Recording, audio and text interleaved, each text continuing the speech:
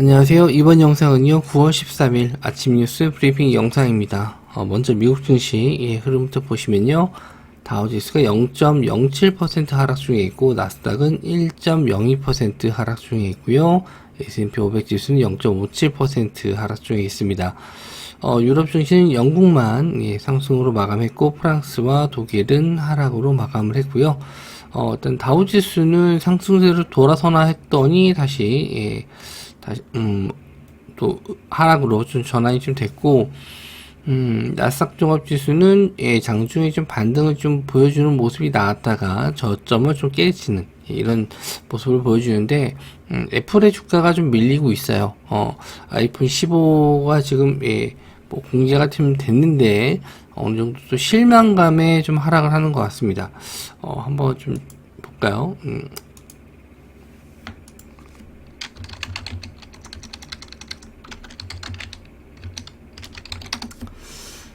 낙폭을 좀 키우고 있네요. 2% 정도긴 한데, 대형주가 2%면은 뭐 적은 편은 아니고, 종가까지 봤었을 때 한 3%까지도 가능할 것 같습니다. 일단 이렇게 신제품 출시했었을 때, 처음에는 좀 실망감이 좀 빠지더라도, 뭐 애플은 그래도, 뭐 항상 어느 정도 판매량은 좀 뭐 유지해왔기 때문에 일시적이지 않을까 뭐 이렇게 생각은 하는데, 뭐 그건 뭐 오늘만 뭐 두고 봤었을 때 일단 뭐 썩 좋은 상황은 아니니까 참고해서 보셨으면 좋겠고요. 전일 우리나라 증시도 좀 낙폭을 좀 키워가면서 대부분 종목들이 좀 많이 빠지고 낙폭이 좀 큰 편이어서 아마 차트적으로는 좀 무너진 종목들이 좀 많아요. 그래서 실제로 매매를 할 수 있을 만큼 뭐 좋은 상황은 아닌 것 같은데, 일단 뭐 매매보다는 시장 분위기 좀 보면서 대응 전략을 좀 뭐 하시는 게 좀 낫지 않을까. 신규 매수보다는 일단 상승했다가 좀 밀리는 종목들이 좀 많아서 일단 뭐 상승이 좀 나왔을 때도 차익 실현 나오는 거 일단 좀 조심을 하시는 게 좋을 것 같아요. 뉴스를 좀 보면요, 삼성 모바일 메모리 값을 20% 인상하겠다. 그래서 다른 PC나 이런 쪽은 메모리 가격을 좀 올리기가 좀 어렵지 않나. 수요가 그렇게 급증하는 게 아닌데, 또 모바일 쪽은 20% 정도를 인상한다라고 합니다. 요건 단독 기사예요. 그래서 아직 뭐 공식적인 내용은 나온 게 없습니다. 그래서 스마트폰용 메모리 반도체 시장이 회복세를 보이는 것이 감산 효과 영향이 크다. 뭐 생산이 수요가 증가했다기보다도 감산에 의한 효과다, 이렇게 좀 보시면 될 것 같고요. 뭐 이거 얘기는 이제 올해 초부터 계속 나오긴 했어요. 감산해가지고 가격 인상을 이제 하반기부터 만든다, 이런 얘기가 있었는데 조금씩 이제 뭐 그런 효과가 나오는 거죠.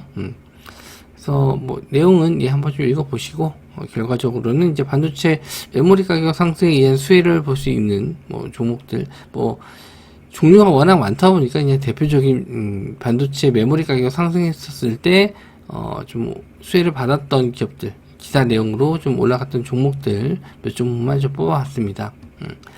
미래 반도체, 제주 반도체, SFA 반도체, DBIT, 이런 종목들이 있고요.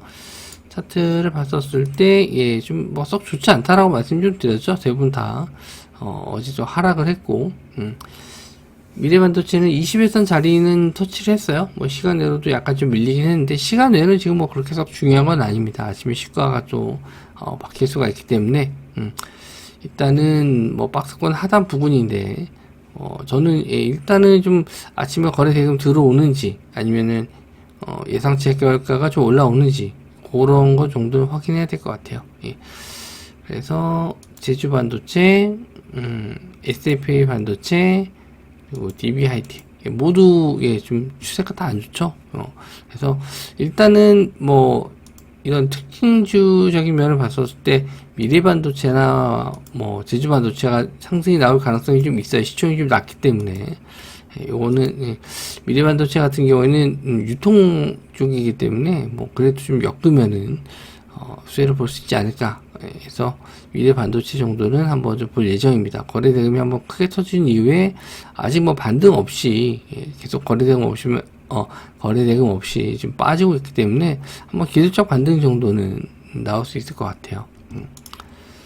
자, 그리고 EU에서 2030년까지 재생에너지를 42.5%로 확대한다. 그리고 원자력도 제한적으로 인정하겠다.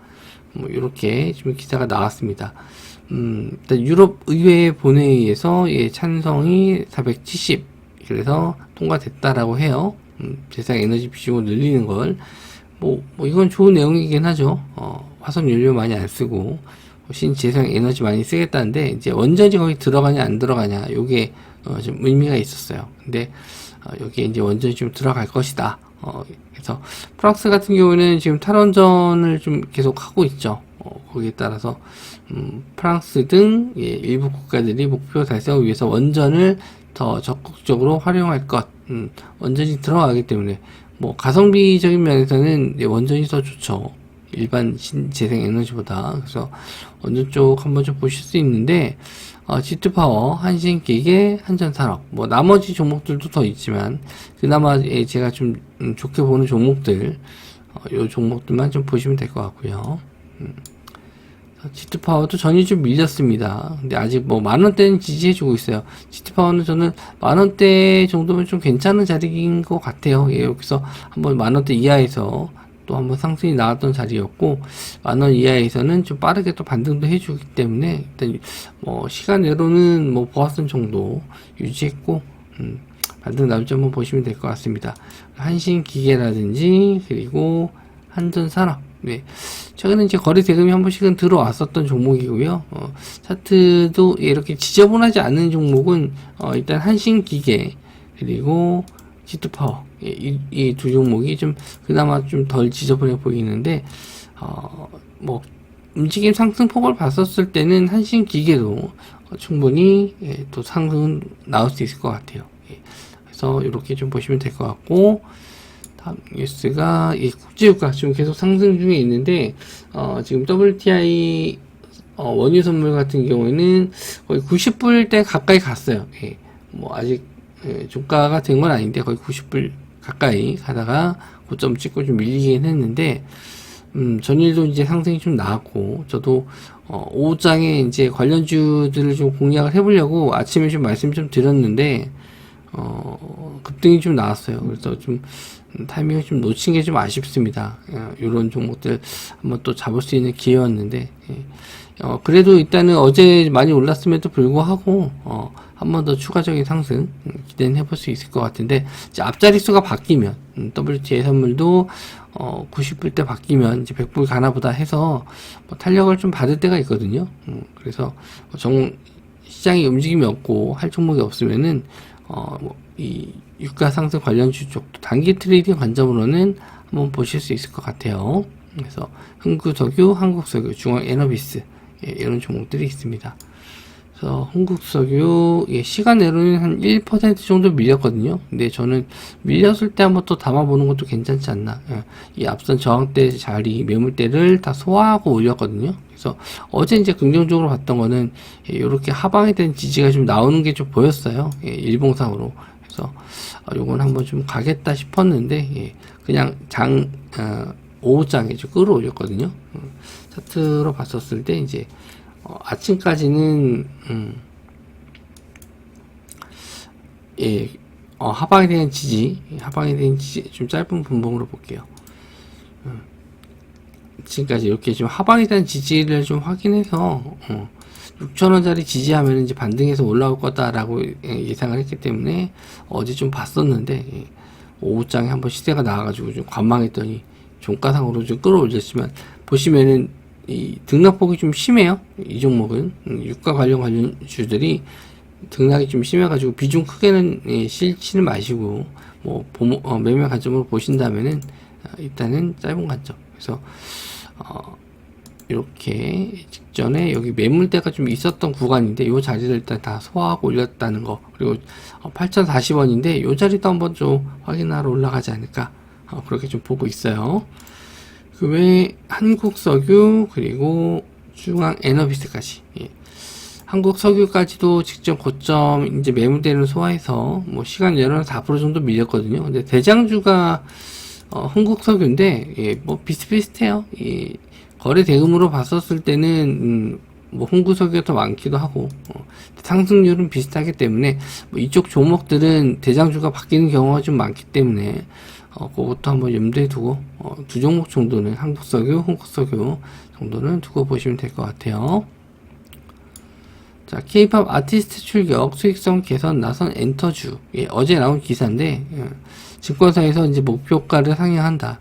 그런 내용이고, 하반기에 어쨌든 뭐 콘서트라든지, 뭐 행사들도 많기 때문에 엔터주들이 어느 정도 매출은 계속 증가하는 시기이긴 합니다. 그래서 뭐 SM, 하이브, YG엔터, 뭐 JYP, 예, 뭐 긍정적인 내용들 좀 말하면서 목표 주가를 상향한다 이 내용인데 어제 같은 시장에서도 크게 안 밀리고 잘 버텨줬거든요. 그래서 차트적인 면을 한번 좀 말씀 좀 드려볼게요. YG엔터, 예, YG엔터는 블랙핑크 재계약이 아직 남아 있고요. 뭐 리스크가 될 수 있겠죠. 그리고 베이비몬스터도 9월 달에 컴백인 줄 알았더니 또 하반기라고 하네요. 4분기.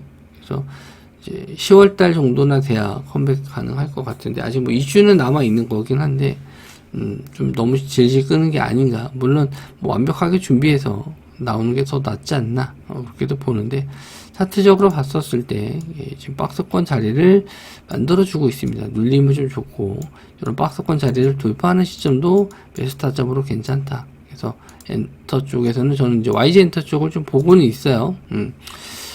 그리고 SM도 아직은 박스권 자리긴 한데 아직 뭐 큰 거래 대금이 들어오진 않았고요. 역시나 14만원에서 15만원 요 정도 사이에 좀 뚫어주는지 한번 좀 보시면 될 것 같습니다. SM은 NCT가 좀 컴백한다라고 했으니까 뭐 그거 관련된 이슈 그것도 있고요. 뭐 이제 하반기에 좀 어떤 가수들이 컴백할지는 그 사이트 가면 또 나오거든요. 그런 거 참고해 보시면 좋을 것 같고 하이브는 좀 고점에서 좀 밀렸고 아직 뭐 반등이 좀 잘 안 나오고 있습니다. 하지만 뭐 하이브가 이제 한 아티스트적인 면에서는 가장 뭐 어떻게 보면 뭐 라인업이 좀 빵빵하다 이렇게 좀 보고 있고요. 그리고 JYP 뭐 지금 MSCI 편입되고 나서 좀 계속 밀리는데 뭐 아직까지 차트적으로는 좀 무너져 있기 때문에 좀 쉽지 않을 것 같습니다.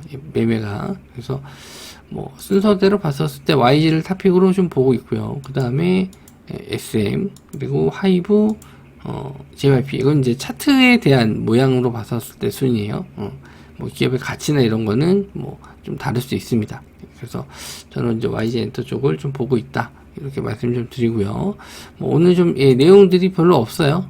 지수가 좀 안 좋기 때문에 되도록이면 이제 적극적인 매매보다는 보유 포트 종목들 좀 잘 대응하시고 미국장이 좀 하락 마감이기 때문에 개파락 출발할 수 있는데 개파락한 이후에 지수 반등하는 자리들 한번 기다려 보시는 게 좋지 않나. 너무 걱정하지 마시고 또 앞으로 시장도 괜찮을 거예요. 지금 하락이 좀 나오는 게 뭐 큰 대세 하락장보다는 시장이 잠깐 눌림 이후에 뭐 선물옵션 동시만기에 의한 외국인들 포지션 때문이다. 저는 이렇게 보고 있거든요. 그래서 톡방에서 계속 이런 부분도 시황적인 면도 말씀 좀 드릴 테니까 보시면서 참고하시기 바랍니다. 영상 시청해 주셔서 감사하고요. 저는 다음 영상에서 뵙도록 하겠습니다.